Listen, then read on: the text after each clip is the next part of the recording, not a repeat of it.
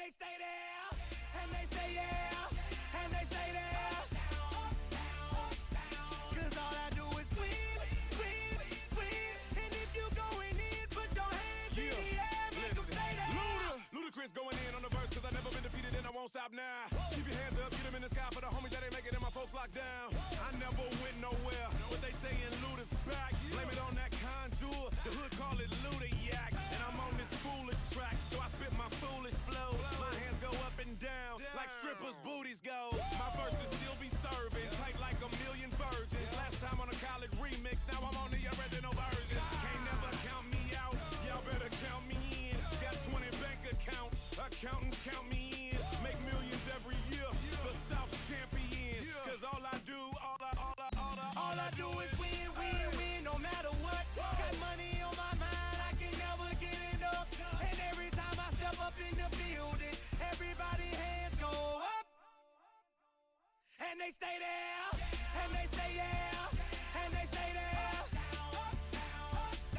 Cause all I do is win, win, win. And if you going in, put your hands in the air, make them stay there. Swerving in my low, head on the swivel, you know serving me's a no-no. Clean as a whistle as I pull out in my Rolls Royce. Yellow bone passenger, they see it, they say, oh boy. Tell Kelly, back it up, my call me loco. Down for armed trafficking, don't make me pull that. Ask you what you laughing at, represent that mud life. Ron Newman, a championship's brewing.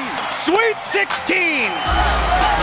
The San Diego Sockers are back-to-back MASL Ron Newman Cup champions. You think I'm jumping out the window? I got him. Tavoy Morgan says, I ain't done. He's got his 5th goal of the game in the 3rd quarter. For Childs, his header, goal! Childs bends to the far post, goal! It's Williams back to Pereira, his shot, saved by Pardo, the save of the year! And he's got Gutierrez, and Christian Gutierrez will shoot and score! Churras with a step to the middle, to the left foot, still open, shoots, he scores!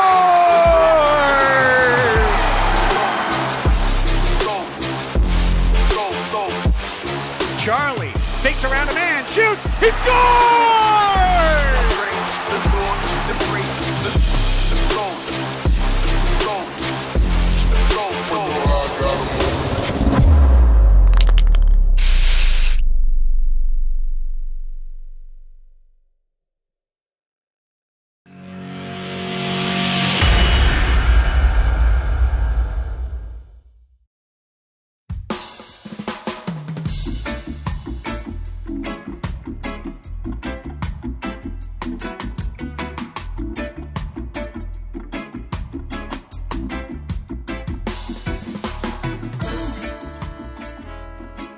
Hello once again, everybody. Welcome to Soccer's Overtime, your weekly look inside the San Diego Sockers and the Major Arena Soccer League. Coming to you live on Twitch. Craig Elston, Jerry Jimenez, we are back with you. It is Season 5, Episode 17. It's time to get on the bus. Get on the bus with the rest of us because the Sockers bandwagon is filling up after 3 more points. Mr. Jimenez, ¿cómo está esta noche? Estoy muy bien. It's good to be back here with you. I'm glad you remembered to depress the mute button. I guess that's what you're... At the very last second, you saw Very last second, but you got it. We got it. We did it. We didn't have to restart today, so this is awesome. Mucho gusto en verte. It's been a week now. So it's good to be back here with everybody. Welcome in, everybody. And yes, we have plenty of room on this bus, on the Soccer's bus. So make sure you jump in here with us today and also very soon, actually on the literal bus on Thursday. So really looking forward to that, Craig. We're going to talk about that, right? What are we going to talk about today? We are going to talk about it. We're going to talk about a lot. On tonight's show, we're going to recap an easy win on Alumni Night as the past and the present come together at Pechanga Arena, San Diego, and Ron Newman Field. Our special guest tonight, Leonardo de Oliveira, makes his triumphant return to Soccer's Overtime. Cannot wait to talk to El Maestro du Pase. Then Zach Reget's explosive interview over the weekend. That'll be a topic on MASL News. Plus, we'll tell you exactly how close the Sockers are to clinching the MASL Shield. Might be a lot closer than you even realize. Lastly, time to get on the bus for a Thursday night showdown in Ontario. We are going to preview Soccer's Strikers. We're going to get into it and wrap things up tonight, if you missed it on Fox 5 San Diego Saturday night, with a Frontwave Arena update from the ground itself. It's all coming up tonight, right here on Soccer's Overtime. We welcome everybody joining us live tonight on Twitch. Make sure to follow our channel at twitch.tv/San Diego Sockers. That way you'll be notified every time we go live with this show, Tuesdays at 5, or with our Sockers 2 broadcasts, our English language broadcasts from Mexico. Only way you'll know every time we go on is to follow the channel. We thank everybody as well watching our replay on YouTube. I always see, Jerry, we get another doubling of the audience just the very next day, usually the next morning, watching the show on our YouTube channel. So to everyone who's doing that, awesome. It's okay you didn't make it Tuesday. We missed you, but we're happy you're here now. And lastly, but not leastly, to everybody, who is listening to the podcast version the instant I remembered to put it up. And hopefully that's Wednesday morning, too. Thanks to everybody, no matter which platform it is you are tuning in to the show. Well, Jerry, we've got plenty to get to. As always, only one game recap today, and certainly a game that wasn't too terribly dramatic. Let's just put it that way. No. Before we roll the highlights, though, just a couple of things. And first things first, I want to say a huge thank you to everybody at Fox 5 San Diego, but in particular, the president of the station, Scott Heath, Robert Timms in the sales department, who has been the guy who has been our point of contact all the way through from preseason through Saturday night, to Raul Martinez and the Fox 5 Morning News crew, to Tiffany Frois, their producer, who's been so helpful in helping us market the product as well. Everybody at Fox, Kyle Majors on the technical side, just incredibly great to work with, super patient, super easy, made everything an absolute dream. Our TVX video crew came up big on Saturday. It was them pushing the buttons. It wasn't bringing in a new truck. It was our same guys, getting the job done. And I was just really, really excited with how everything went, Jerry, from a technical side, from a production side, on TV. The only thing we could have asked for was a more competitive match. I think that's it. Other than that, really incredible stuff all the way around. Well, it's kind of one of those things with this sport, right, Craig, that you could just never really know what it's going to be like, what any game is going to be like. And I think going in against Dallas, for those of us that have been around, knew that this game was going to be, or maybe we're hoping that this game was going to be what it ended up being. However, for somebody that's new and is watching on Fox 5, it was probably very interesting. And so I would love to hear from somebody that hadn't seen a Sockers game before, maybe that got to witness it on Fox 5, what their thoughts were on it. And what a fantastic job. Again, I have to also say shout out to TVX, who did a fantastic job. And they ran the whole show, and it was on Fox 5. Like, thank you guys for, having us on there. I saw so many people were so excited to have the ability to watch it on a local network like that. It's such a beautiful thing to see, and everybody's asking for more of it. And of course we want more of it. So, that Craig is working very, very hard to make that happen. And the Sockers in general all are working very hard to make that happen. And so thank you guys for watching on Fox 5 or on Twitch or wherever you watched. I'd be interested. I mean, especially, I think you talked about this podcast. So if there's anybody here that's in the chat, please let us know what you thought, if there is anybody in here that's willing. But other than that, I mean, yeah, it's just such a cool thing to have happen. Well, and I really appreciate, I see what Marlisha and what Keith have written in the chat, and they're right. I did take a different tack on purpose on the broadcast, and the way I described it to our production crew is I wanted to treat this broadcast like season 1, episode 1. a little crossing streams, cross podcast analogy there, Jerry. But introduce the characters. Why are these people you're watching important? What makes the Sockers good? We get that they're good. Why are they good? What is this league about? Who's in the league? How does it work? How do the playoffs work?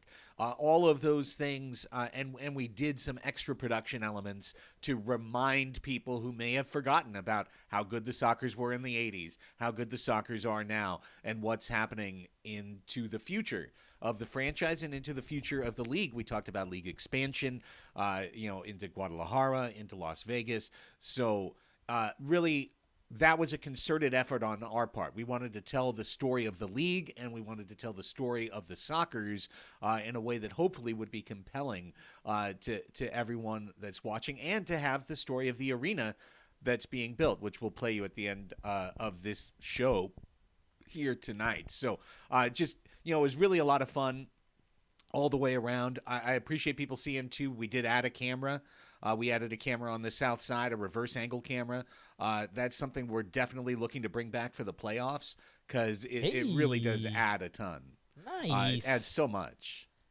Oh, I was gonna say. So Keith said, it was neat to hear the game announced, assuming there were a lot of noobs listening. I think by noobs you mean future season ticket holders. I think that's Correct. what he meant Yes. to say. Yeah, new casuals, new casuals that we're going to turn into new fervents. Right? Yeah, and it was great. It was a great crowd too, which also it helps. really was. Yeah, best crowd of the year. I know they announced true number, but tickets out around 3,000 for the match. Great stuff, great work by Spencer, great work by Easy, great work by Sonora and Jenny, added to our team and adding huge dividends. Shout out to huge dividends in the front office. You add people, you add attendance. It is a 1-to-1 correlation. So really excited for all of that. I thought organizationally a huge success on Saturday night. Now, as we're about to get to the highlights, I do want to mention one other thing, because like I said, there's only one thing that bummed me out about the match. And we're on a funny streak right now on our Sockers broadcasts. We're on 3 straight matches where the player we highlighted in the pregame, pre-recorded stand-up that starts the show just doesn't show up to the game and is not there. And I want to let everyone know that I don't just write the notes going to the statistics and going, oh, well, who's the number one guy? I'm going to write that. I always check the rooming list, which we get because they're staying in our team hotel. I always make sure, okay, this person's on the rooming list. This person must be on the trip. And then 3 times in a row, that person hasn't been there for one reason or another. However, Jerry, on this day, I could have had 7 picks for my Dallas Spotlight player, and none of them showed up because the night before, the Sidekicks played a heartbreaking overtime loss at home to Tacoma Stars. And I get it that they had to get up and pack up and the next morning fly from Dallas to San Diego, because we did that January 7th and 8th. We did the exact same thing. But the thing is, the Sidekicks, after losing that game, they left their home players. They left their best players at home. So Perez didn't come, Roman Torres didn't come, Juan Gamboa didn't come, Cameron Brown didn't come, Gustavo Piedra didn't come. Yeah. And that's why I wrote into our notes the Michael Jordan rule. Michael Jordan famously at the age of 40 played for the Washington Wizards 37 minutes a night and didn't miss a game. The modern load management was lost on Michael Jordan, and people asked why he brought it every night, why he didn't want to miss a game. Kobe Bryant has said the same thing. I've heard it from baseball players too, and they say, well, you never know if this game, which doesn't mean anything to me, this random road game, if this is the one game that a family has saved up all year to go see and to maybe go see me play. And if I don't play, then it's a letdown. Now, I don't think any family saved up all year to see Blas Perez play. But my point being, this was our one chance to highlight this team on local television on a much higher platform. And it would have been great for the Sidekicks to try. You Yeah. know, to try to bring a team, and I know they're winless. They're 0-17 now, but like to just bring your best players to give it a go. And so it was a bummer to me when they showed up, and I scratched out half my roster board between 6:30 and 7 o'clock, going, wait, he's not here, he's not here, he's not here. Who is here? And it was guys that had never played. And man, as we head into the highlights, it sure looked like it, Jerry, in that first half. Yeah, it was a complete bummer. I was really looking forward to seeing some of these guys that you just mentioned. You know, I immediately noticed Blas not there. I noticed Torres not there.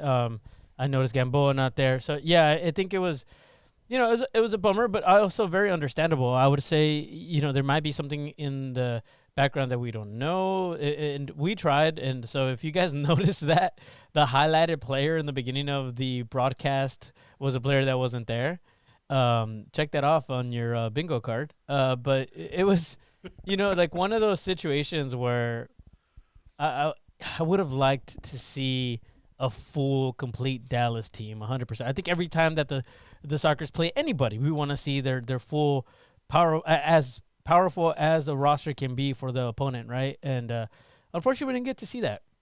And so, yeah, let's get into some of these highlights. Why not? Yeah, what we did get to see was the Sockers put on a show in the first half, the kind of show that I think we were definitely expecting to see. It was just the level of dominance that was almost hard to swallow. There's goal number one, a Dallas player blind headering it over to the side right into the path of the captain, and Craig Charles gets his 451st career goal and first of 3 in 16 minutes to put the Sockers up 1. And again, when you're playing a team that's a little less sophisticated, really it just did look like, I mean, almost they score into their own goal. 2 really tragic headers in the defensive zone, and it leads to 1-0. And then right back to Craig Childs to break Jerry's phone. Did you see that? Yes. Yep. Yeah, Just my saw phone's your still phone broken. Go flying. My phone is still broken. I don't know if you'd be able to see it if I showed you, but it's my wife. Yeah, there it is. Look, there's a crack on it. Right there. Crack. Gotta Right? see it. Bam! There it is. Just hit Jerry's phone. Right there. Brilliant. Absolute brilliance. What a goal. We see it one more time. Keep an eye. Look in that right corner. Jerry's back there. Boop. Bow! Yeah, you can actually see my phone. You can see the screen of it. Like fly Saw back. it fly. So brilliant. So awesome. Brilliant. Brian Farber scores, and I thought to myself right as this happened, I'm like, what do you know, Jerry? We get on Fox, and Craig Childs scores twice, and then it's Brian Farber. It's like the old guys go, hey, let's make sure everybody knows what this franchise has been about for over a decade. Yeah. No, absolutely. I mean, this is how it goes. And you saw that celebration too. That was great. That was a little bit of a Craig Childs nod, right? Too. I feel like those two guys do that celebration. And man, Childs, Farber, and then going into our today's guest, Leonardo de Oliveira. And it just kept coming, Craig. Just kept coming. Yeah. That's the exact same play they scored on down in Chihuahua. The fake with looking like it's going to come to Charlie. Christian steps up to force the defender to hold, and then down to Leo for the one touch. It's got to be perfectly placed. He placed it perfectly, so that was 2+1. And then I just loved this play. Juan Manuel Rojo, eyes up, spotting Craig Childs. Childs had been calling for the ball for a couple seconds. Very easy to keep your head down and miss that run. Not only did he look up, but he sent a perfect service to the head of Craig Childs. A very outdoorsy indoor goal here for the San Diego Sockers. But if Rojo's eyes aren't up, it never happens. The Chiles Rojos connection as of late has been very strong. Both Rojos and Craig Childs just, pairing up and doing great things. Yeah, that was fantastic. And again, having that knowledge of indoor, knowing where he is, knowing where the player is, where you need to get it, placing the ball perfectly. Childs takes advantage of it and puts it in the back of the net for his hat trick. Yeah, 5-0 and then 6-0. This ball comes to Churras, and then what a finish. Yeah. What an absolutely Can I just ask something finish. about this? So is there a reason why Brandon falls every time he scores? Like, I feel like I've noticed him fall on a few of those. But yeah, I mean, regardless, what a beautifully placed ball. I was watching this goal happen. I'm going, he's got this. Like, this is going in. And sure enough, I mean, like, he just knows where to put the ball. When I saw that, as soon as he got the ball, I was like, all right, he's by himself. He's gonna put it on the right side of the goalkeeper. Does he tuck himself down in a way in order to make sure he gets the ball in? Like, is it a matter of angling? Why? Because he's almost going down to a slide as he's kicking. Look, I'm not going to say that, I'm going to say this as a short person myself, okay? I'm not trying to say anything bad about Escoto. He's already close to the floor, so he's going to be on the ground regardless. Like, I do think that has something to do with it, right? Kind of like almost like if you picture somebody racing a motorcycle. Like, it just goes really close to the ground, and so his foot he needed to place it there, and so, his arm needed to lean on the ground a bit. I don't know. It was just really interesting to see that, but hey, the ball went in. That's all that matters at the end of the day.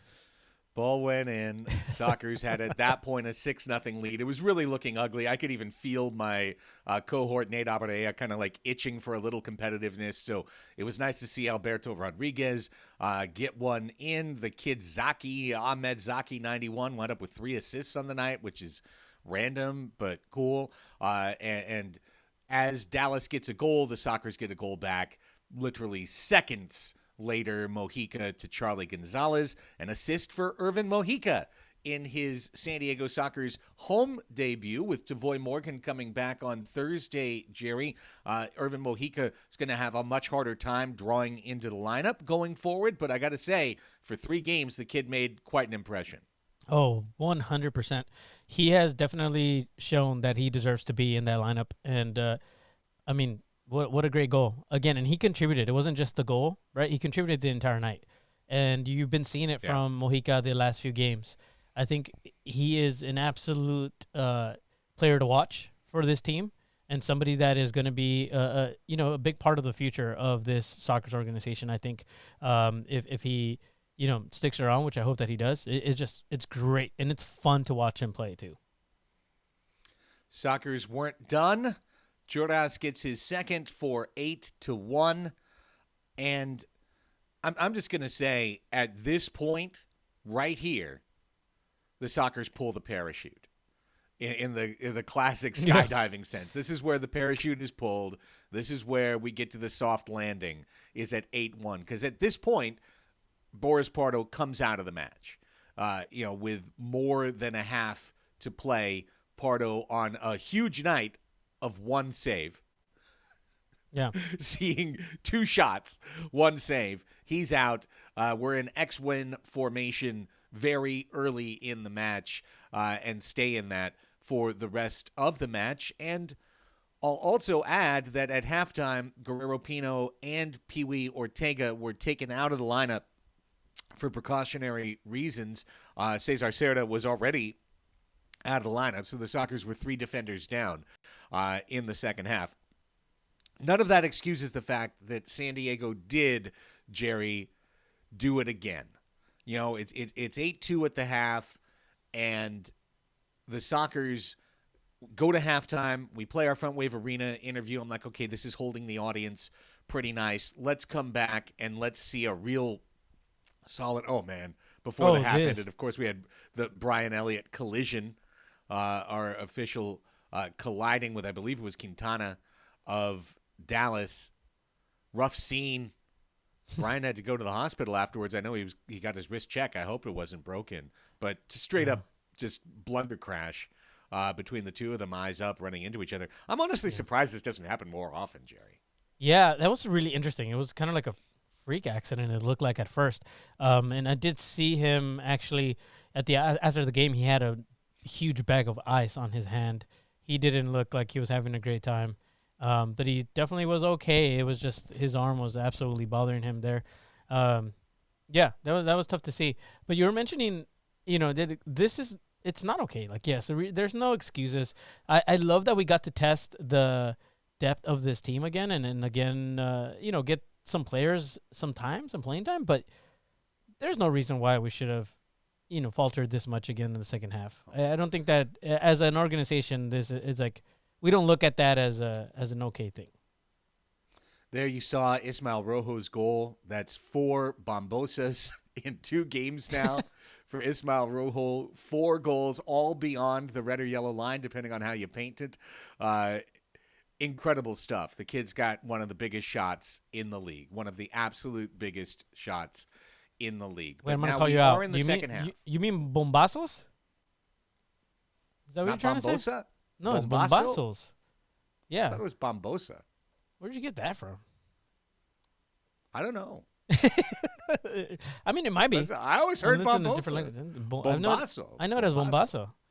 Bombazo Golazo. Because Let us know what you think let us know what you think in the chat. Jump in there. Correct either one of us. Anyways. Well, I mean, I would tend to default to you, Jerry. I may be wrong. Hey, I'm not perfect. Bombazo, Bombosa, Golazo, Gangosa, whatever Gangosa? it was great. That's something Whatever else. it was. Yeah, it was great for Big Rojo. It's great to see him do so well. But now we're into this fourth quarter, and the fourth quarter, quite frankly, was a mess. I was up there pretty disappointed in the Sockers conceding 3 goals in this quarter. Some very simple target playoffs, some bad runs defensively. And look, Jerry, we got to add it to the list, man. And I see in the chat people are saying it. This is now a 7-game trend. All right? Mm-hmm. We've gone beyond a small blip on the radar to a persistent blip. Blip, blip, blip, blip, blip, blip, blip, like a blippity blip. 7 straight matches where the Sockers have not won the second half. Okay? Yeah. A couple of times where they managed to tie the half and they've lost all the other halves. And the aggregate now, 7 matches, 24-16 outscored. Ooh. -8. Oh, God. -8. It's not good enough. And for a team that's only allowed, I believe, 70 goals this season, to have 24 in the second half, the last 7 games, I mean, that is a lot. And while the only thing I will say is that obviously Dallas just brought such a low-intensity match to the floor, and the Sockers answered after being up 8-1 and pulled Pardo and kind of, like I said, pulled the parachute. Nonetheless, you've got to stay focused. And I really thought, and I know it sounds like someone else on another team would be pissed, I thought 10 goals wasn't enough this night. I really didn't. Like, the way that Dallas was playing, the Sockers should have set a season high in scoring in this match. And they didn't. 10-5 is the final. In the end, the job is done. Yeah. In the end, the Sockers move 6-point clear of Chihuahua, and that's the goal. That's the ultimate goal. Just win, baby. But you'd love to see, and now we will look to Thursday to see a complete performance from the San Diego Sockers.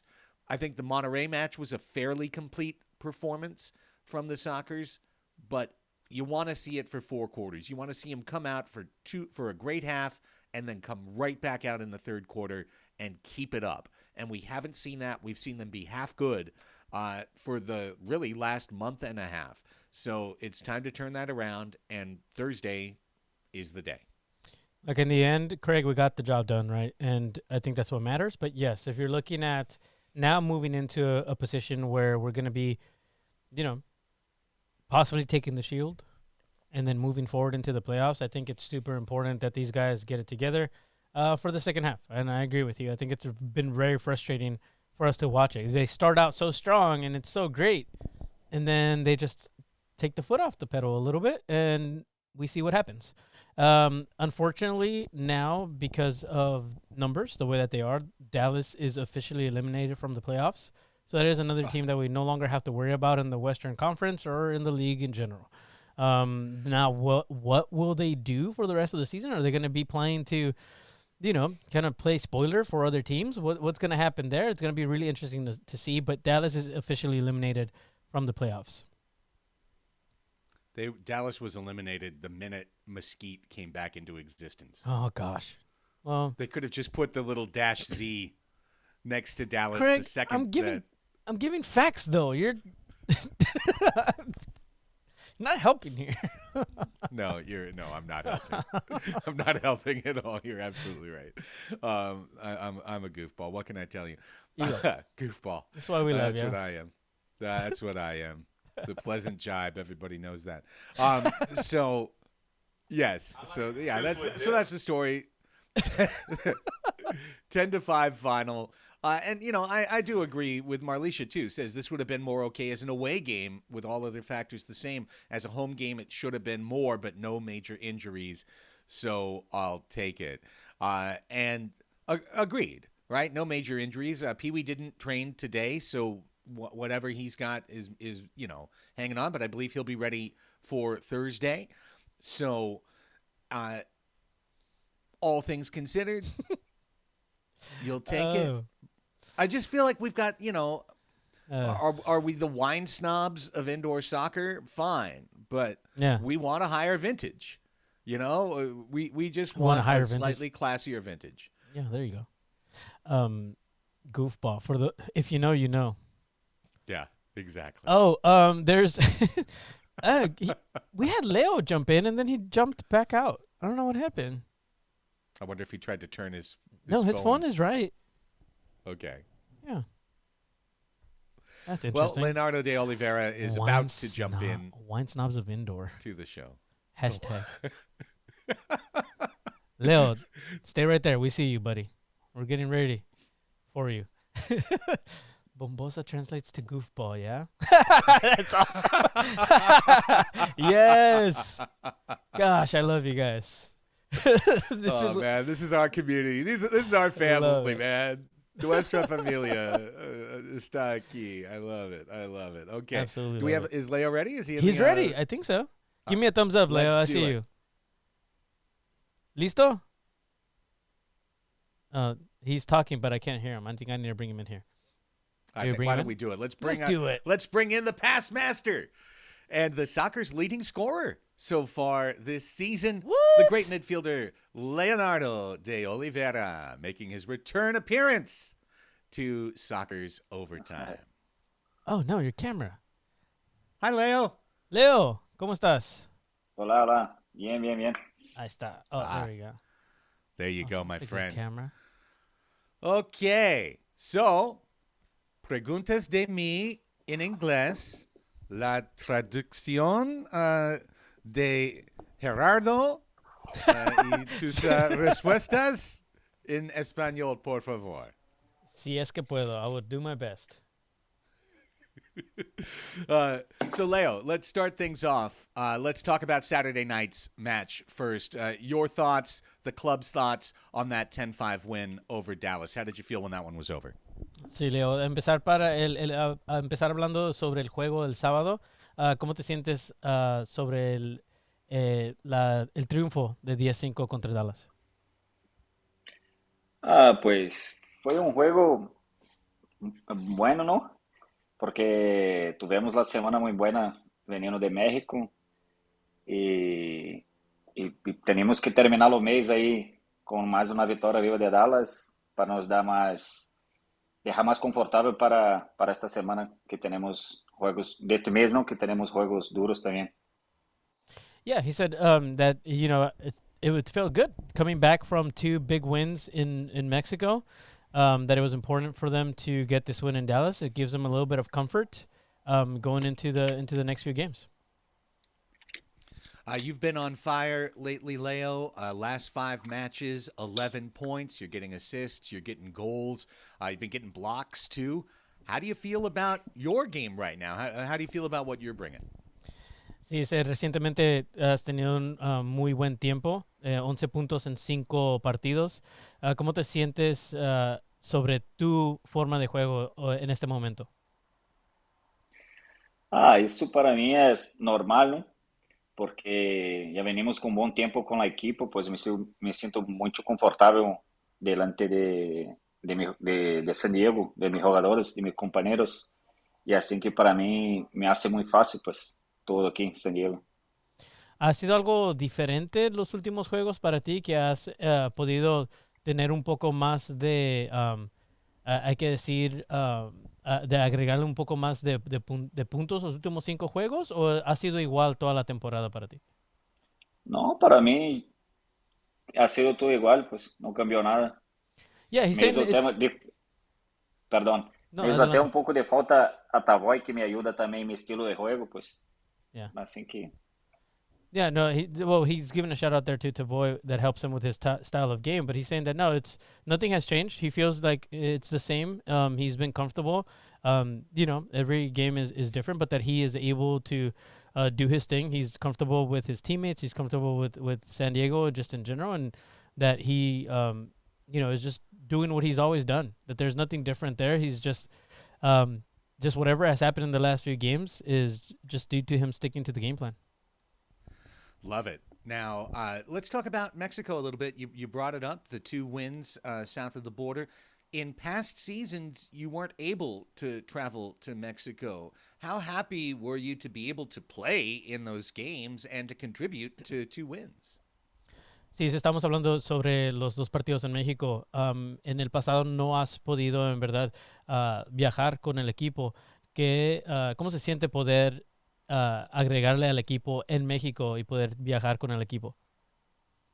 sí, la verdad que en playoffs, ano pasado yo fui a Chihuahua. Fui, pero no jugué porque estaba lastimado.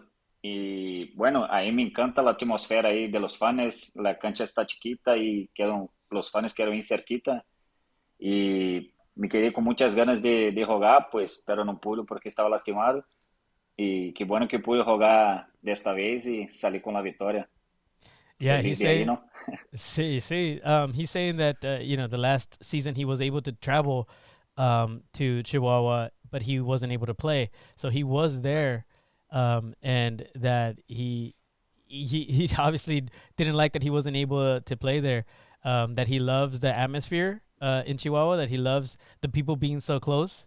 He likes the smaller field, and that of Yes. course, yeah, he loved being able to actually play this time. So he was thinking back to his time not being able to do it, but now he's able to contribute this year. He enjoyed it thoroughly. I'm amazed at how much, Jerry, I'm actually picking up. I could almost translate this. I'm like No me getting most of it necesita a just mí to- casi. I Just- knew I knew the small field. I was like, I was Please right don't on fire that. I me, was right Craig. on that. So we're talking with Leo, and Leo, 5th season with San Diego now for yourself since being acquired from Ontario. You're a back-to-back champion. You're the past master. Kind of when you think back on it, how do you feel about the way your career has come together here in San Diego? Sí, sí, ya en tu quinta temporada aquí con los Sockers, el Past Master del año pasado, ¿cómo te sientes en cuanto a tu carrera, cómo ha progresado y cómo ha cambiado desde que has entrado a los Sockers aquí en San Diego?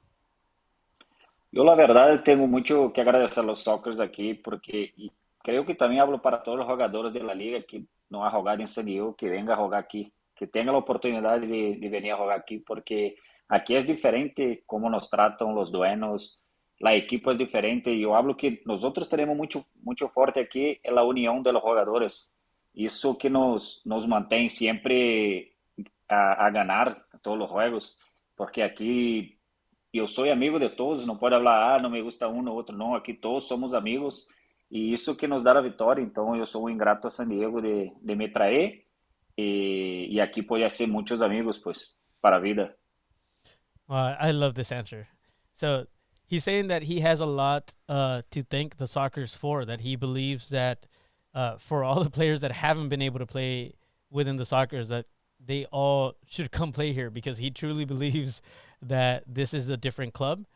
He feels a unity within the club, that the ownership really supports them, that there is no other players, there's no players within this club that he is not a friend with, that he hasn't made friends for life with, that there's a unity here that then helps them win games.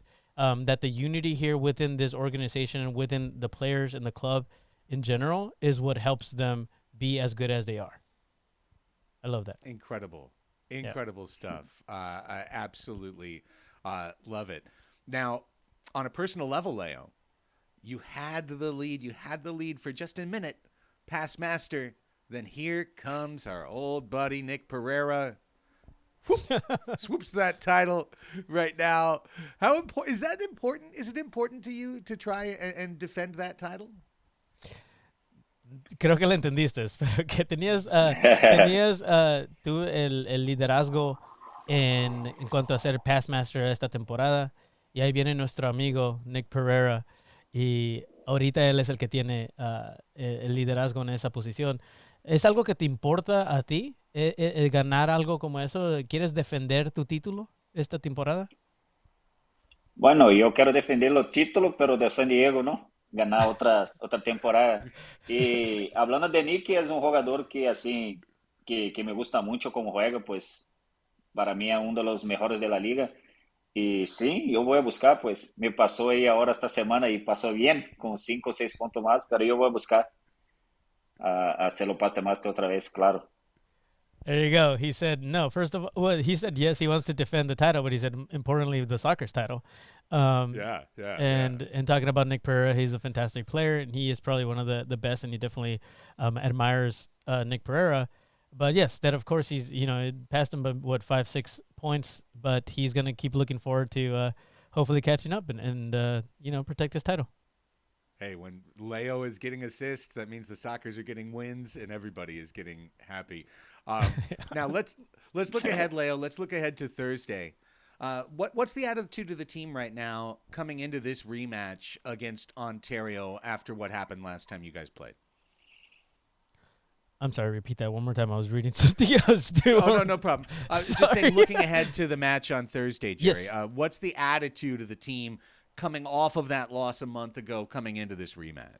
Sí, ya viendo para este juego el jueves, ¿cuál es la actitud del equipo ya entrando para esta temporada, este juego, buscando la revancha? O sea, el rematch de este juego tan importante la última vez, claro, que vimos a este equipo. ¿Cuál es la mentalidad? Bueno, mi pensamiento es que no es revancha, pues, porque aquí siempre ganamos. Entonces, nomás que perdemos una, no somos invencibles, pues.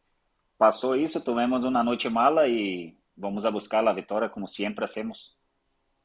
Yeah, I mean, I added that revenge part in there, but he mentioned it. They don't look at it that way.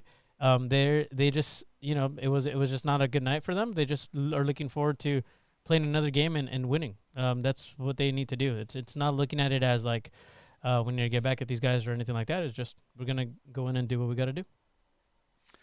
We were just talking in the last half hour, Leo, about the club in the second half, after halftime. It's been a struggle lately, outscored 24-16 in the last 7 games after halftime. Really started in that Ontario match against the Strikers. What does the club need to do to turn that around specifically on Thursday? Sí, una de las cosas en la que platicamos mucho en este podcast es últimamente la segunda parte de los partidos han sido un poquito difícil para el equipo. En las segundas partes, los últimos juegos han sido 24-16 en cuanto a puntos. ¿Qué es lo que crees tú que tiene que cambiar el equipo para este jueves para mejorar eso?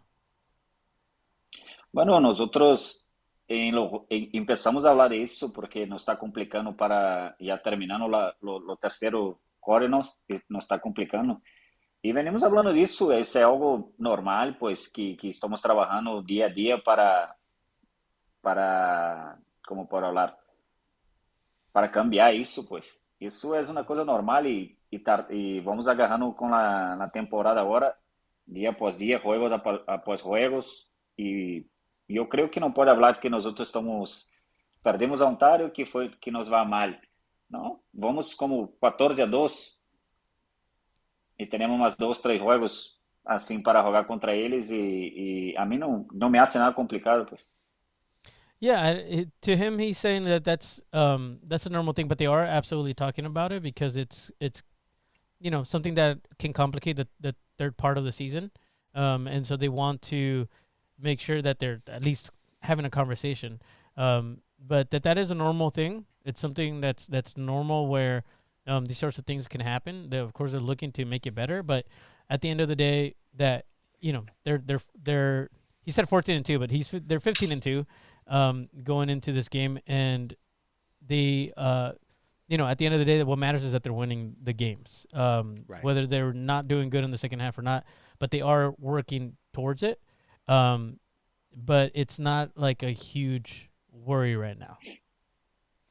On offense, I still feel like there's even a little more room for this team, whether it's finishing a little bit more strongly, just a little bit of a chance for this club to even find a higher level on offense. Do you agree that there's still a little bit more in there? Sí, dice que en cuanto a la ofensiva, él se siente como que el equipo puede mejorar un poco. Hay más oportunidades que podíamos terminar que no hemos podido terminar. Y se pregunta si tú piensas lo mismo. Sim, aqui estamos, todo o equipo está de acordo com isso, pues pero estamos criando muito, pero la bola não está entrando, pues, pero isso eu creio que é um pouquinho vou poner assim, de azar em las partidos, e espero que já para os playoffs vamos que cambie isso, não? Que empiece a venir a sorte, pues. E eu creio que é um pouquinho mais de azar do que como para falar de incompetência, porque nós outros estamos criando e a pelota pega no palo ou o porteiro tapa, pero isso é normal, como digo, e eu creio que pode passar que jueves agora todas entre, pues, ojalá que sim, não? Yeah, he's saying that, yeah, they're creating a lot of opportunities. The ball just hasn't gone in. It hasn't gone their way. But that they're hoping that, that does get turned around in the coming weeks, obviously going into the playoffs. But that, again, to him, it's something that's normal, that they're not worried too much about it. They're just going to continue to do what they know to do. And again, he kind of repeats that, the chances are there, but the ball just keeps either hits the bar or just goes a little bit off and doesn't go in. And yeah, that's frustrating, but that it's, something that's just also, again, normal and part of the game. Two more questions and we'll let you go, Leo. Two fun ones, hopefully, or easy ones. How happy are you? 3 wins without Tavoy, and now your mate is back. Your guy Tavoy back in the lineup on Thursday. Sí, claro. ¿Cómo te sientes? O sea, de no tener a Tavoy y ahora que regresa este jueves ya poder tenerlo de nuevo en la cancha. Para mim é muito importante, não? Porque Tavoy também, para mim, é um de los mejores de la liga e combina muito com o estilo do juego.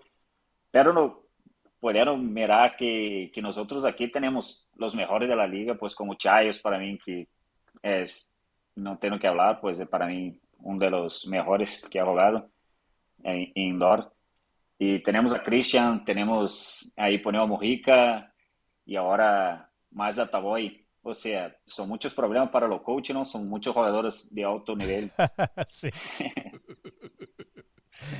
Yeah, it's a lot of problems. The last part he said is a big problem for the coaches. We have a lot of stars here. He said yes, it's obviously it's great for him because Tavoy is not just his friend, but the style of play is very they work well together. But as we were all able to see, that's not a worry for the team just in general, because we have people like Craig Childs, who's one of the best that has ever played the game. And he mentioned Christian. He mentioned obviously Mojica, which is nice to hear. But yeah, that it's, we have the best of the best in this team. And again, he said it's a problem for the coaches to have. Good problem. Es un buen problema tener para los coaches, ¿no? Sí. Last thing as we let you go, we love having you on the show, man. We're so grateful to have you here and a chance for you to get to communicate to the fans of the San Diego Sockers directly. So kind of on the way out, what would you like to say to the great fans that are here listening to the interview and watching the show tonight? Sí, Leo, ya para terminar, pues muchas gracias por venir, por tu tiempo. Nos encanta tenerte aquí, como siempre. Y un mensaje para todos los fans, los seguidores de San Diego Sockers, algo que les quieras decir. Eu que agradeço por la oportunidade outra vez e agradeço a ti também porque está difícil, ¿no? Lo que hablo e logo hacer la traducción. Um abraço a los dos. E para los fans, não há nada mais que dizer que nosotros somos parte de ellos, pues necesitamos a ellos para ganar, pues. y que no tiene cosa mejor de que entrar en la arena y mirar la arena toda llena, pues. Y muchas gracias por hoy y por todo que viene haciendo por nosotros los fans. Yeah, he said, I think for the fans, that thank you for all of the support. That there's nothing better than going into the arena and seeing all of the support and all the fans there.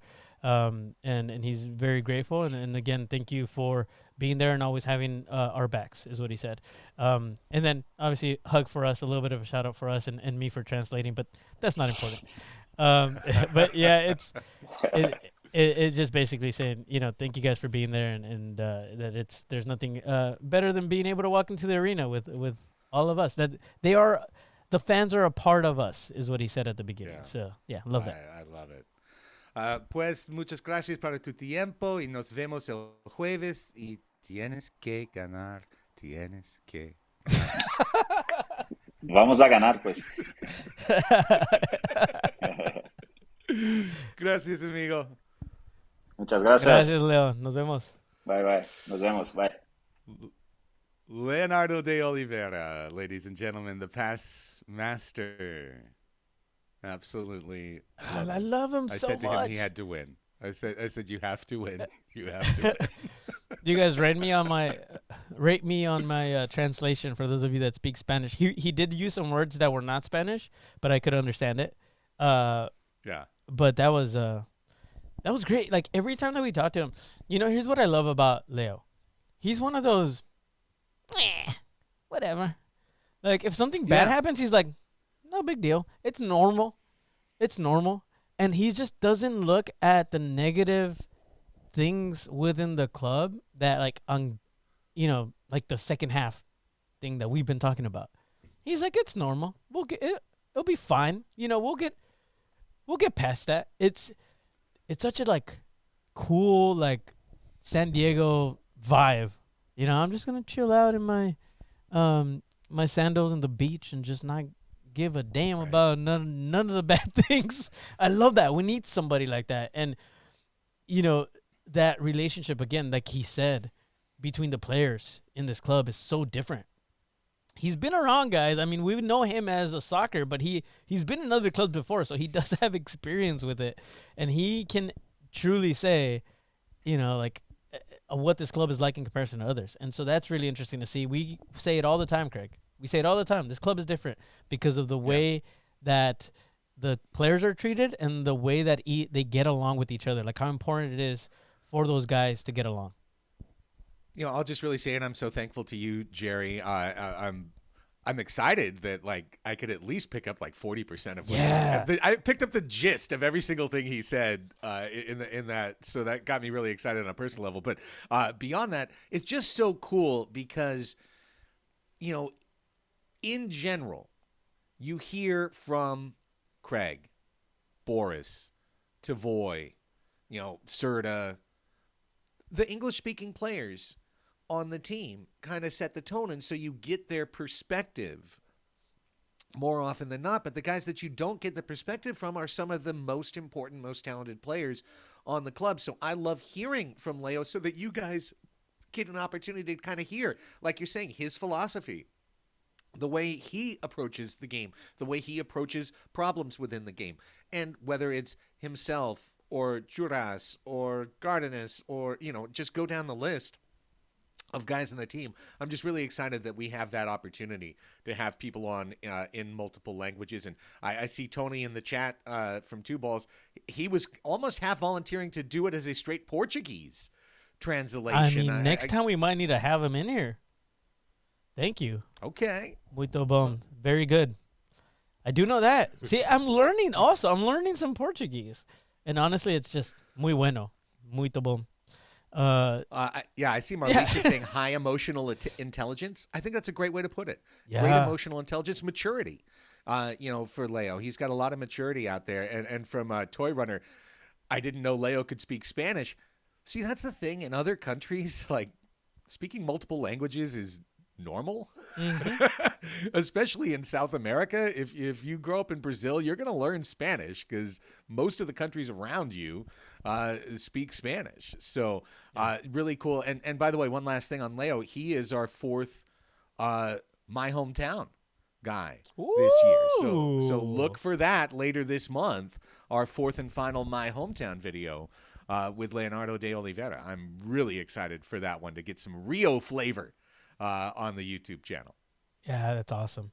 And again, if I'll tell him this in person. Like, muchas gracias, Leo. It's awesome to have him because he's again such a big part of this club. And I mean, he said it himself. We're so deep. This club is so difficult for the coaches to coach because not to coach. I shouldn't say that. To figure out who's gonna be, playing when and be having to say, I need to pick this person instead of this, because we have such talent everywhere. He brought up Mojica, which is so nice. Like, he wasn't prompted. He just he honestly sees Mojica as somebody that is talented, right? Like, it was on top of mind. He brought him up right after Christian Gutierrez, which is, that goes to show again how well these guys get along. The new guy is already a part of the squad, and I just love to see that. I love to see that. All right, let's get to MASL news. Always the spiciest segment of the show on Soccer's Overtime. Oh, get out the spice. Let's start with some great news. Oh, God, sorry. It's great news. I love that. The race for the Shield is becoming easily defined. And let me tell you, the Sockers are in great shape. Now, knock on wood, everybody. I got wood. I'll always knock on wood. Don't jinx that. Because anytime anything happens, and if a bad result happens, we all panic. The Sockers have 7 matches left. They are 15-2. And we have a magic number. And that magic number is 12. The magic number is 12 points for San Diego to clinch the MASL Supporters Shield a second time. 12 points. Now, what does that mean, magic number? It doesn't mean the Sockers have to get 12 points. Although, with 7 matches left, that would just mean going 4-3, right? So, if the Sockers went 4-3, their worst stretch of the season, they will clinch the Supporters Shield no matter what anyone else does. But it's not just that. Anytime Chihuahua loses a point, that's a point to the magic number. So, if Chihuahua loses at Empire tonight, the magic number goes down to 9. Woo! If they lose in overtime, the magic number goes down to 10. Are you saying right? go Empire? If No, you we're want to not. get it done in a hurry. No, we're not saying that. Yeah, I never say go. Look, I love our friends. I'll be over rooting there. for Chihuahua tonight. I love our friends in the in behind the scenes. I love Philly and I love Panda and I love Jonathan. But no, we're not gonna say that. Yeah, no. Which, by the way, there's a game today. So that, we're talking about it. So just everybody be aware. Yeah, it'll start after real this. soon. Head over there. Stay here and then jump over stay there. Here. Stay someone here will give some. Someone will be screening it and drop some updates in the chat here. Parker, can you? And look, I wonder if we can take over their channel. Parker, is that like a thing? Can we go over to MASL Soccer channel and take over after that? What do they call it? A raid? Can we raid? Oh yeah, can we? Yeah, let's raid. Can we do that? Can we raid? That'd be pretty funny. Cool. Can we just raid? Can we raid the booth? Like, can we raid Philly and Jonathan? I don't think they would appreciate that. No, I don't think they should appreciate it. It would be bad on our part, but the way that Suddy did, we shouldn't do that. Shout out to Suddy. I love you, man. No, hey, look, listening later because I know they're on the air right now. Philly, Panda, JR, all the best to the doctor and to everyone else. We like the people behind the scenes up in Ontario, California. But when the Sockers and the Empire Strikers meet, it is no bueno. But just to finish that out, it's a magic number 12 to clinch over Chihuahua. It's a magic number of 9 to clinch over Empire. So here's another scenario. Chihuahua wins in regulation tonight, and the Sockers beat Empire in regulation on Thursday. Boom. Empire can no longer possibly catch San Diego. They'd be eliminated just like that. Mesquite is... similarly, the most points they can get is 51. So it's a magic number of 7 to get past Mesquite. Monterey, the most they can get to is 47. Tacoma, the most they can get to is 48. So for San Diego, just to clinch a playoff berth, the magic number's 3. But it's not too much farther from 3 to 12 to get to clinching the Shield. So the earliest the Sockers could clinch the MASL Supporters Shield is actually next Friday. All that would take would be Empire wins tonight, Sockers beat Empire Thursday, Chihuahua loses one of their 2 home matches next week. They host Tacoma and they host Empire, and Sockers beat Monterey next Friday. If those 4 results came in, it'd be over. Just like that. It'd be over with 4 matches left. San Diego would have the best record locked up. Ooh. And would have 4 matches to be able to not dither around, but to rotate the lineup, take care of injuries, and everything else in between. So it's actually that close. And some of the results last weekend really helped push San Diego right to, not to the finish line, but you can now see the finish line in the horizon. Yeah, it's going to be really interesting. That basically means we are somewhat rooting for Strikers against Chihuahua in the next 2 games, or 2 games of theirs. That's going to be really interesting, especially with, we have the Strikers 3 more times still in the season. Correct. So it's possible. The basically now we're seeing the path is clear and we know exactly what needs to happen, right? It's now just a matter of it happening. That's it. That's Wow. it. I mean, in all likelihood, barring an utter, reversal of the season, the Sockers are going to have multiple matches that are meaningless at the end of the year. Multiple matches where, other than form or wanting, for example, when you play Milwaukee to come out and make a message because they're the Eastern leaders, wanting to push Empire off the ship, other than that, there could be literally nothing to play for San Diego, and that's the way you want it. You don't want it to come down to the end. No, you don't. But then also, I'm really looking forward to seeing Tacoma again, and this new crazy Tacoma, and also Wave coming into town, which is going to be really interesting. So, I'm excited for those 2 games at the end, regardless of whether we needed them to win the, Supporter Shield or not. But hey, I did check with the league today. They are prepared to have the Shield here when it's won. don't be knock on wood, everybody. Knock on wood. Knock. But I'm just saying, as opposed to, remember last year what happened? No. You remember that the Shield was announced, and then we won the Shield the next day, Oh yeah. and the Shield wasn't there. Yeah, you're And right.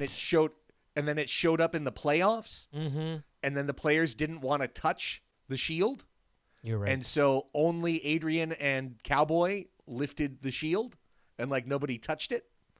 At the time, the leadership on this team said, it's a regular season award. We'd touch it in the regular season. We'd take care of it in the regular season, but we won't touch it in the postseason. So, just like you and I talked about with the MLS Supporters Shield, right? The night it's clinched, the Shield is awarded yes. in MLS. So the league wants to do that as well. So hopefully we will see that happen, whether or not it's the night they clinch or maybe the next home game after they clinch. But I just think that's good. Good on the league. Doing something better year 1 to year 2. Good stuff. Kelsey said if they win the Shield, they should be required to play with it. One player, preferably Pardo, must hold it during the entire game. Okay, can we get wrist straps, Captain America wrist straps? And can he? Do you Blocker? know what you're talking about here, Kelsey? Because Pardo can throw a ball from one side of the field to another, no problem. If he has the power to do that with the Shield, that's a lot of suspensions and fees and what do they call them? Yeah. If Pardo throws the MASL Shield, Brandon Fines. Escoto is sure to That's be what I meant. fined. Yeah. So that's the Shield update Things are doing well. Yeah, and look, wrist straps, blocker saves with the MASL shield. I'm here for it. Yeah. I'm here for it. Like, he has to take off the gloves, but he gets a shield. I don't know. He might be in for it. That's the race for the shield. Tacoma kept their season alive last weekend with a huge pair of results down in Texas. And I think a lot of folks in our chat were watching Friday's match in Dallas, where the Sidekicks had 2 different 4-goal leads and a 3-goal lead in the fourth quarter and a 1-goal lead with 30 seconds left and lost to the Tacoma Stars 10-9 in overtime. Absolutely brutal. But for Tacoma, as important a result as they have had all year, they parlayed that into a win the next day in Mesquite. And now the Stars, they're right there. Now Monterey won their game Tuesday, and as such, they moved 2 points ahead of the Stars, but the Stars still do have a match in hand. So we talked about it last week, Jerry, in terms of Tacoma, a team that had already played 9 home games before they went on the road, that they had to pull some points out of the road or else they had no chance to make the playoffs. Now, here come the Stars. Nick Pereira is playing great. Juice Cox is playing great. And with 5 points on that trip, they've still got work to do. They've still got another Mexico trip to make. But they're right there. The Stars have a chance to get into the play-in. Yeah, I love that from Tacoma. Again, I think they were an early write-off, but have somehow managed to still keep it going and keep it together. No, and Tacoma is a fantastic and very talented team, but it's really good to see the fight. I don't want it to be boring either. I don't want us to just completely have a league where we all know who's going to lose and who's going to win. So with Tacoma making it interesting, I just absolutely love it, man. Yeah, it's great stuff, and it's going to lead to an even more exciting finish for the year. And I see a couple folks saying it in the chat as well. Ain't mad at the last couple results for the Mesquite Outlaws franchise. I'll just say ball don't lie. Players can lie. Staffers can lie. Coaches can lie. The ball don't lie. And the last 2 times out since quote-unquote the incident down in Texas, that team has gotten smoked. They haven't just lost. They've gotten smoked. They lost by like a dozen goals or something down in Monterey, and then they came home and they lost by 3 at home to Tacoma, playing the second game of a back-to-back when they were fresh. So big-time mess for Mesquite, and I'm thrilled about that. I'm fine with that. There's 2 teams right now that they're not on my good list. They're in my doghouse. The team we play on Thursday and Mesquite. So, ball don't lie. Mm-hmm. Agreed. I don't have nothing to add to that. Last thing, I invite everybody who is into the tea of the MASL, or even sports in general, to check out the Blue Testament podcast and the Zach Reget interview that posted over this weekend. I know you've listened to it, Jerry. Oh, yeah. I've listened to it. As I listened to it, I sent you a text with the link to it. I've been involved in a lot of player interviews over the decades, and I've listened to plenty more. It is very rare, almost never, do you hear someone speak so candidly and so explicitly about what happened behind the scenes in a franchise that eventually led to him being traded to Harrisburg and then him forcing a trade from Harrisburg to Kansas City. I actually went back today and took a couple notes because I had listened to it on Saturday night, and I didn't want to come in and paraphrase and be off. Just a couple of highlights. And I should note that basically the dude who's hosting the podcast is like, "Hi, I'm here with Zach Reget. Hey, hi, Zach. Busy week." And like 11 minutes later, the guy spoke again. He literally has maybe 3 lines in an hour-long episode. Yeah. Was it an hour? Hour and a half. It was like an hour. It was over an hour. It was an over an hour hour. long interview. And So- for about 22 minutes, he just went right through like line by line, Yep. minute by minute TikTok of what He happened to get him out. not have to be asked anything other than interesting week you've had so far, or I think it was something like that, and then it was It really was. boom right into it. Oh So man. a couple of highlights. At the very first game. Now, all of this, I just want to say, all of this is according to Zach Reget. If Florida head coach Clay Roberts would like to come on the MASL's show of record, Soccer's Overtime, and offer his version of the story, Absolutely welcome. we would absolutely extend that invitation if he would like to do that. As a balanced, you can't be the show of record if you aren't at least somewhat balanced. Have to be. So all of these are Zach Reget, and take it as that. According to Zach Reget, the very first game that the Tropics lost this year to Ontario Empire, the coaching staff and leadership walked out of the locker room at halftime and started a negative atmosphere. Said after a couple of losses, the locker room was quote unquote on pins and needles because the coach was making clear after a loss to Chihuahua that player personnel is going to change. Before a 2-game home-and-home against Milwaukee, according to Zach Reget, head coach Clay Roberts called 4 starters into his locker room or into his office and said that they had a choice. They either had to abdicate their contract and go to a per-game payment situation. If you play the game, you make whatever. If you don't play, you get nothing. Or hang on to their contract and immediately get traded and give up their deal. And he went on to say that 3 players refused and that Taylor Bond agreed. You should probably mention that Zach Reget was not one of the 4. Correct. Yeah. Zach Reget was, according to Zach, he was being called in to Clay's office to collaborate. Well, yeah, to he's a captain. Discuss. Right, because he was a captain. And furthermore, it really needs to be reiterated for the 2 players that were traded.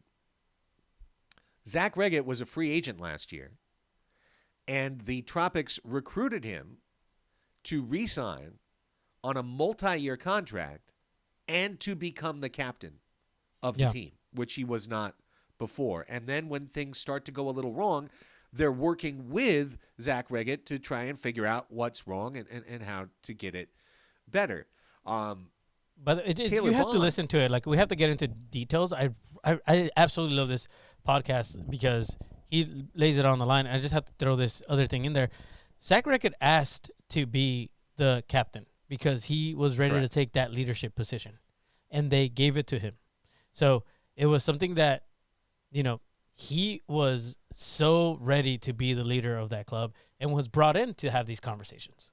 So Right, exactly. And I just wanted to add, because he's a guy that we know very well, Taylor Bond was a free agent last offseason, signed a multi-year contract to stay in Florida, and I happen to know her personally. His girlfriend, Christina, who had a really good job in San Diego working at Telemundo, moved across the country to be with Taylor, and it goes from here's a multi-year contract to team loses a game, go down to a per diem contract, a per game contract, and he was stuck. He was literally stuck in his personal situation, and so he had to accept that.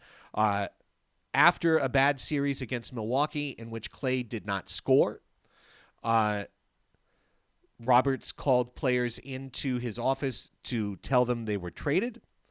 That day, according to Reget, he had a dust-up with a teammate in practice that he called very normal for a team that's, struggling.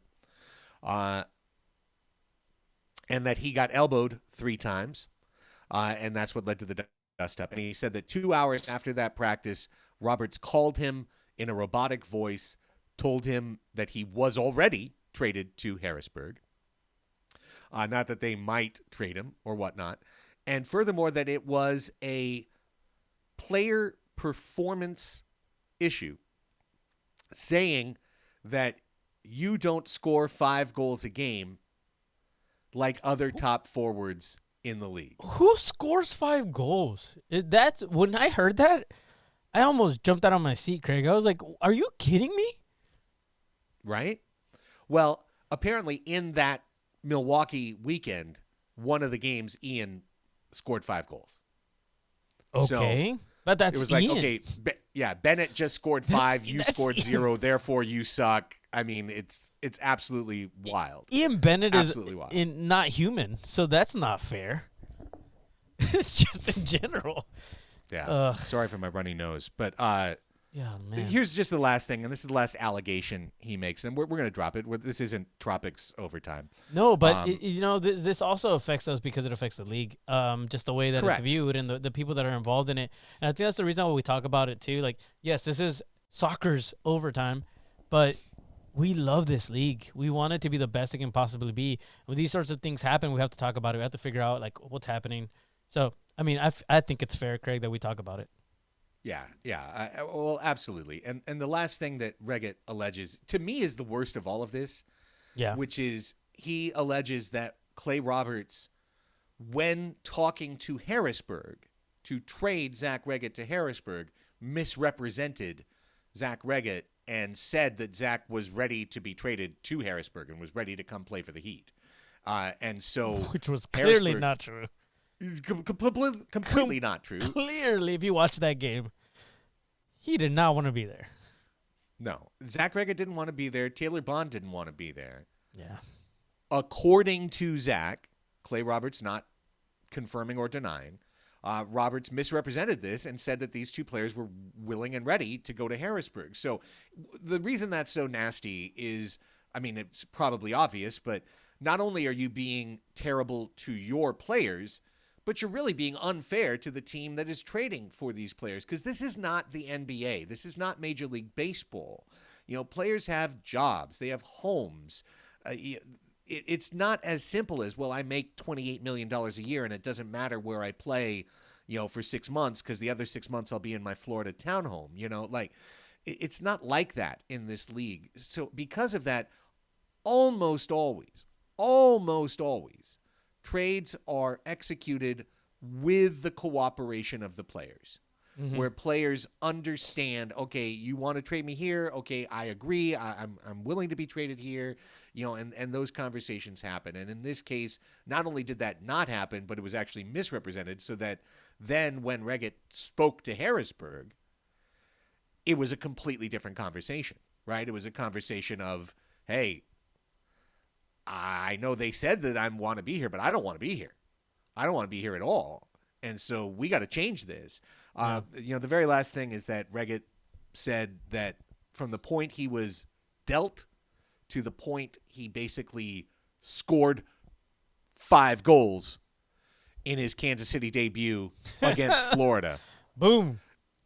because he wanted My to God. let Clay know, yes, I can score 5 goals. You're right. I can do that. He said that he basically didn't eat for a week and lost 10 pounds and kind of ravaged his body. So this really affected this kid deeply. You're talking about a kid in his mid-20s, one of the youngest good players in the MASL. And listen to the interview, the Blue Testament. Listen to it for yourself.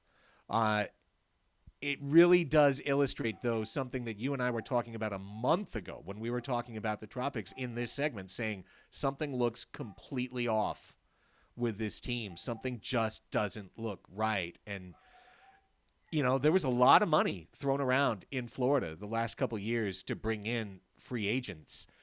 And to see the way it's gone, it's just kind of a bummer. It's a big bummer, and I think I mentioned this to you, and I mentioned it to a couple other people. How crazy would it be to have Netflix following us around right now, like the Right. league in general? Like this is ridiculous in a lot of ways. So it's good and bad, right? And that's why we talk about it. Like, hey, again, if Clay wants to come on and talk about this and give his side of the story, I haven't heard anything, and I don't think that we are going to get anything from them. But kudos to Zach Reget, who had the I mean, the guts to say the truth, his truth, and come out and find a platform where he could just vent. Because clearly, I mean, listening to this thing, he just laid it all on the line. He said, "Look, this is how I went." And as of right now, from everything I've seen, I believe him, Craig. So it's until anybody else gives me the other side of things, I mean, it sucks. It sucks to see, especially with like you mentioned, not just the mental health part of it, but also the physical health part of it, that he lost weight because he wasn't eating because of the mental side of it. It's just that's painful, man, and it sucks. All right, let's get to soccer's news. Time to get down and dirty and talk about Thursday. So let's start by just talking about getting on the bus. You've got through tomorrow to reserve a spot on the Soccer's away day bus trip. We're going streaking in the bus. Well, No. yeah, never I mind. mean, No, we're not. Maybe after. It's BYOB. it's BYOB. It's also BYOC. Bring your own clothes. Nice. You are expected to be clothed on the bus.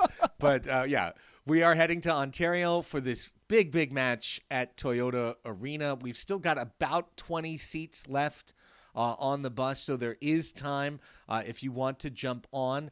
The bus will be leaving the Mira Mesa Park and Ride at 2 p.m. It will leave the Escondido Park and Ride at 3 p.m. Those times will be as close to exact as possible, so don't expect to show up at 2:02 and have the bus hanging out for you in Mira Mesa. You better hustle your butt up to Escondido at that point. I do have to correct something. So the email that we got today from Spencer said 2:45 from Escondido.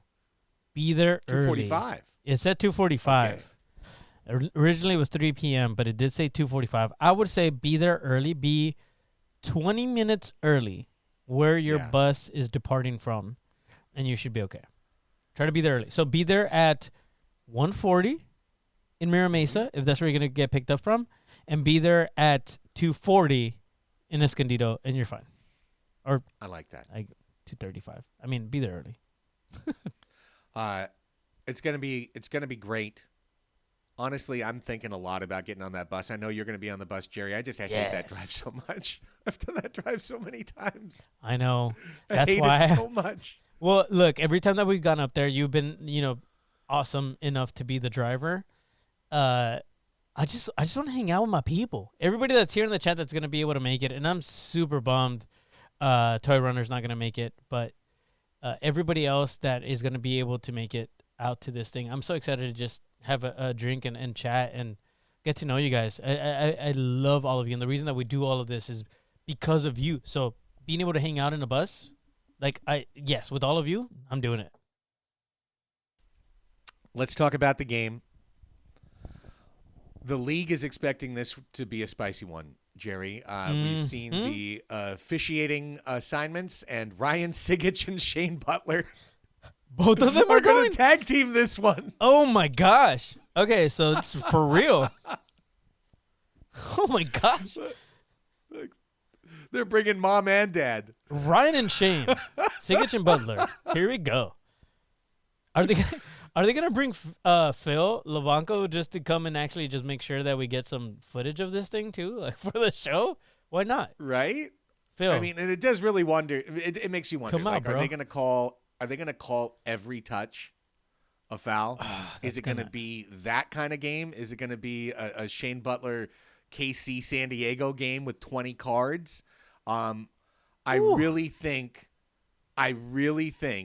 that based off of what happened, and what happened in February, nothing happened in February, okay? I just want to say again, nothing happened in February. A stupid Instagram reel happened in February. That's what happened. Yeah. That's what happened. A dumb Instagram reel that was provocative. Bruce Buffer. Sorry, this right? is great. Yes. I love it. Yeah. And as a result of that, and as a result of, you all know, you've been here on the show the last few weeks. You know who's talking behind the scenes. You know who's ruffling feathers behind the scenes up there. So as a result, we're going to have this kind of game. I think we really are going to have this kind of game. And, you know, to me, Jerry, Thursday's match, it's not a litmus test in terms of these teams, one versus the other. Even if Empire comes out and gets the win, it's not going to be like, oh, well, damn, I guess Empire's number one now. I'm sure somebody on MASL Monday will say that, but nonetheless, it's not that way to me. To me, this is a litmus test for where the Sockers are mentally and where their emotional stability is, because I thought the attitude going into the last Ontario match was quite frankly bad. You know, not that it was negative. It was just really kind of flat. It was like, oh, well, we're here. We're going to play a game. No big deal, whatever.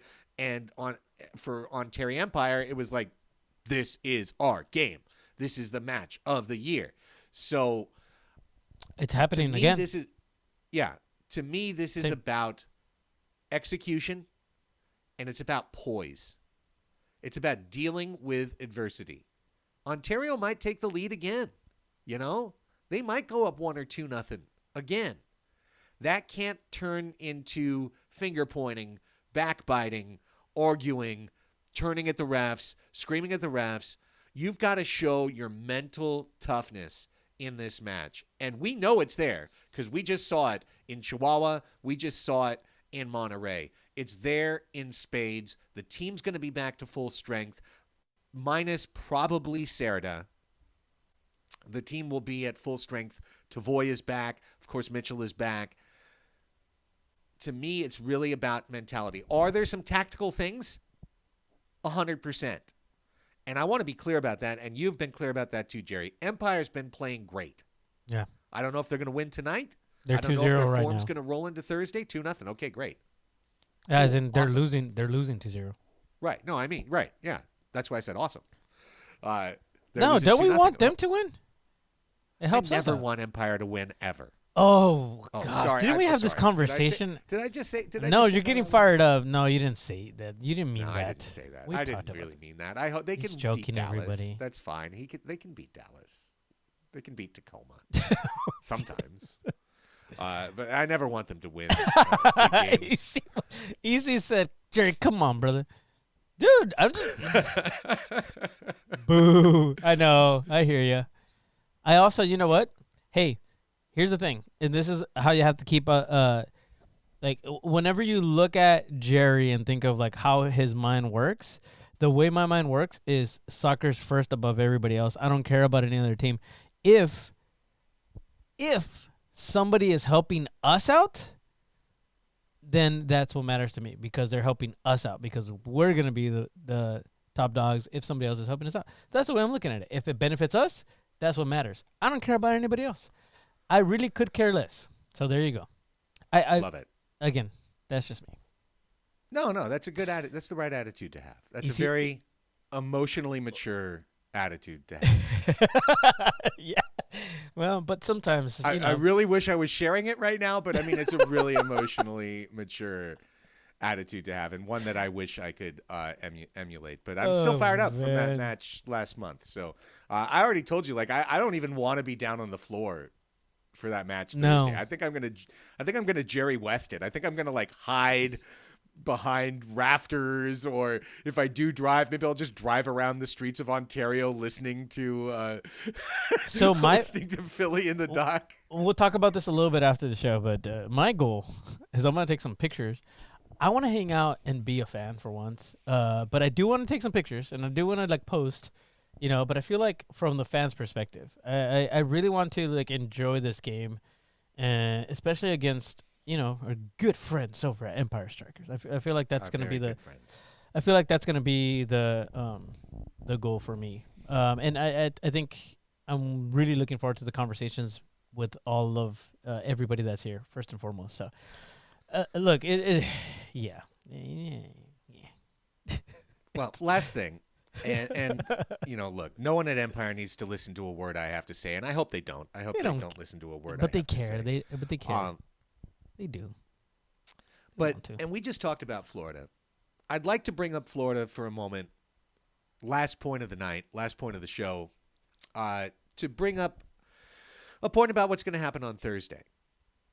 Because last year, as you might remember, Jerry, because I know we talked about it on the show, last year, Florida, for their entire season, had a promotion that said, fill up the car, come on down to our Tropics match at the RP Funding Center, pay for parking, and get a free ticket. Come in for free to see the match. And did it work? Great. Well, look at Florida's attendance this year. And it's their announced attendance, so it's going to be their tickets out number, and it's 1,100 a game. Ooh. And I guarantee you they haven't drawn a 4-digit crowd to RP Funding Center one time this year. Now, that's for the back-to-back defending conference champions, right? For a team that had around an 800 win percentage the last couple of seasons, the Florida Tropics, really the last 3 seasons, the Florida Tropics have been the number 1 team in the East, and they're barely getting like 600, 700 people to come to their games. Why? Because once you give away a ticket, you won't be able to sell a ticket to the person you gave it to. It is sports economics 101. Sports economics 101. Once you give away the house, good luck selling that house. Thursday, Empire is giving away the house. There are no paid tickets for Thursday's match. And Marlisha brought up a tremendous point in the chat. What about Empire season ticket holders who paid for the right to go to all of their matches? And really, this is 3 matches in a row because it was an entire school district that was a giveaway. It was every Inland Empire Soccer Club that was a giveaway. And now it's the entire house that's a giveaway. And you know what? You can fluff an attendance number doing that. It's like lighting coconut husk on fire. It's going to burn brightly and quickly, and then it's going to disappear, and there's nothing left. There's almost no ash remaining in that situation. And that's what's happening. And I do want this. I know I tease, I goof around, right? Talk about, I don't want to see him ever win or whatever, because we're rivals, right? And you got to stoke the rivalry. But we want Empire to be a thriving, strong franchise because they are our geographical rival. They are the team in proximity to us. The last thing we want to see is Empire fall apart and disappear. Yeah. Okay? That's the last thing that we want to see. But when you give away the house, coming back the next year and asking those clubs that you gave away 1,000 tickets to buy 1,000 tickets, it doesn't work that way. It just doesn't work that way. And I know people think it might. It doesn't. I'm here to tell you that we've learned that lesson the hardest of hard ways. The Soccer's franchise used to give away 1,000, 1,500, 2,000 tickets in a previous general manager's regime. And then it had to be rebuilt. And it had to be rebuilt year by year, slowly. And some people think, this is just the last thing I'll say. Some people think, oh, wow, well, what's going on in San Diego? You've got this great team. You don't have the attendance of an Empire, right? People pay for our tickets. and the Soccers have the highest average ticket price in terms of people buying tickets in the league. So if 2,000 people come in, we're making the revenue off of 2,000 people coming in to our building, as opposed to 3,000 people coming in and you made nothing. And that's how you build your base. People, to be fans, people need to commit to your product. To be a fan, people need to want to spend on that product. In no way do the Padres think, well, if we just gave away 10 games, we'd grow our fan base. Like, that's the opposite of how it works. So, the comments. yeah. Well, I see S. Barber saying soccer's doing a small. It's one thing to give away 4 tickets. You can give away you can give away some. You can't give away all the tickets. 11,000. You can't give away all the tickets. I don't think that's all. You know, I mean, and all of our great season ticket members who are part of this chat every week. What if you spent and you did everything you did to be a fan, and then halfway into the season we said, oh, by the way, tickets are free now. You know, are we going to give you all a refund? You know, are we going to say, sorry, we took your money, we're going to give it back? It doesn't work. It doesn't work. It doesn't work long term. And I want Empire to work. I want it to work. I want them to do everything better. I think they have done things better. I think their game day production is the best it's ever been. I think Philly and the Doc, big ups. You know, they've got passionate people that communicate the vision and the message. I think they've got one of the most passionate owners in the entire sport.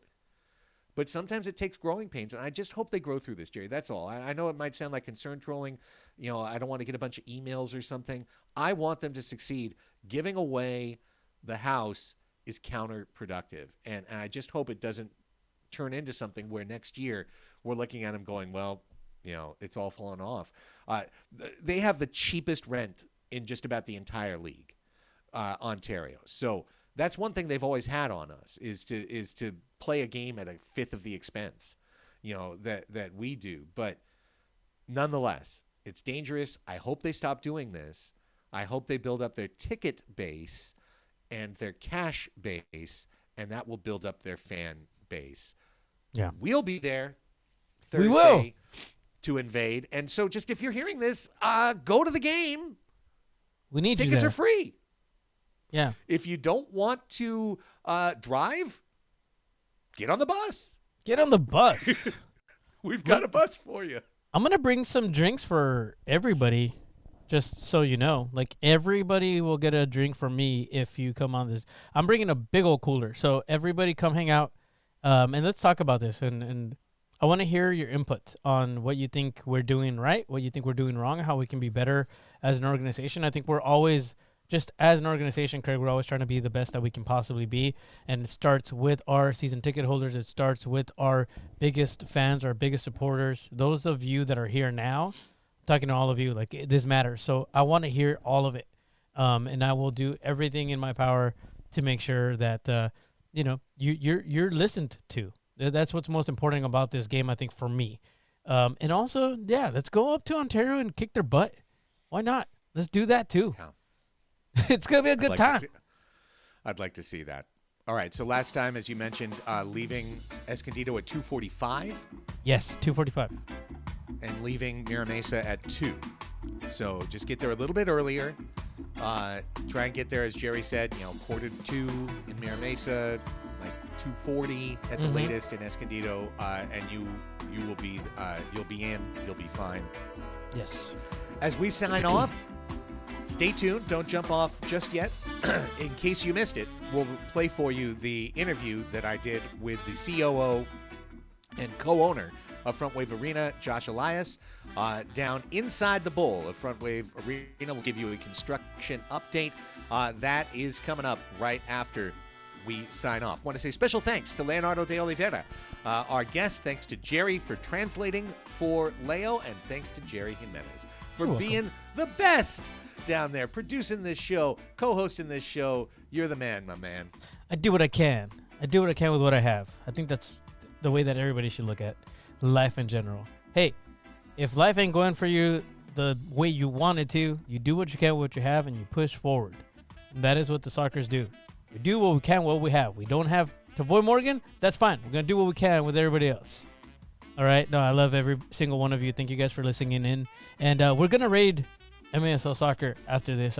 Hopefully it works. I've never done this before. If it doesn't work, everybody go meet me over there. But, you know. I'm going to go watch that game too. Watch this interview and then go watch that game. We'll say go Savage or go Empire or go whatever you want. But for Jerry Jimenez, I'm Craig Elston. And what we're going to say is we'll see you Thursday in Ontario. And go Sockers. It's halftime here on Fox 5 San Diego and on Twitch, the Sockers and the Sidekicks. And we're no longer at Pechanga Arena. We are inside what is about to be Frontwave Arena in Oceanside. Craig Elston joined by Josh Elias, the co-owner and COO of Frontwave Arena. And Josh, I've been here when it was nothing. There's been a lot of rain, so we got a little bit of moisture down here right now, but it's so exciting to see concrete up and stairs. How psyched are you to see the progress of the event? Absolutely, Craig. I mean, this is an amazing experience, and having the ability to be able to walk through the bowl and see the progress and see the seating, it's amazing, a long time coming. Of course, we're here in Oceanside, California. That is where Frontwave Arena is being built. So, first question, why North County? Why Oceanside? Why an arena? We're all homegrown San Diegans, and North County has been our home for a long time, and it makes a lot of sense. You know, we have approximately 5 million people within 90 miles of this location, and, you know, it's a facility and a need that the North County San Diego has needed for a long time. And of course, it's Frontwave Arena, a partnership, naming's right partnership with Frontwave Credit Union, a group that has a huge tie to our active military, to our Marines. Camp Pendleton is a stone's throw away from here, and I'm sure there's going to be a lot of integration opportunities. Absolutely. Frontwave, is a great partner. They have a nice presence here in North County, and we're very grateful to have them as partners of the arena and to be the naming partner. So let's talk a little bit about the arena itself. Here we are. We're down there on the floor. We can see where the lower bowl is starting to come into place. What are we talking about in terms of capacity, in terms of capability for events? Sure. You have 170,000 square feet arena, multi-use facility for sports, entertainment, community events. It's going to be an epicenter of entertainment here in North County, San Diego. We'll be able to touch Orange County, South Orange County, San Diego proper. We have a 1,000-seat plaza entertainment facility coming in. Our capacity for concerts will be 7,500, sports 6,000. We'll have a ton of fan experience with VIP integrations. You name it, we got it.